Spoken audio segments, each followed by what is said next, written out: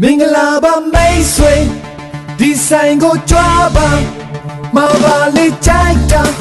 အစင်မပြေရင်ပြောပါဒီဆိုင်မှာကောင်းတာအကုန်ကုန်ပါပဲဗျ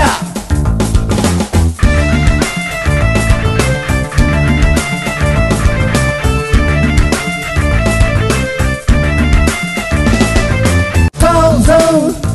ဒီဆိုင်မှာကောင်းဆုံးမင်္ဂလာပါမိတ်ဆွေ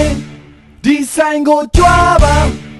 စီးပွားရေးအရှိန်မြင့်ဖို့အကောင်းဆုံးလက်ဆောင်တွေစိတ်တိုင်းကျဒီဇိုင်းလန်တွေနဲ့ရွေးချယ်စရာတွေ promotion gift items အမျိုးမျိုးကိုအခုပဲ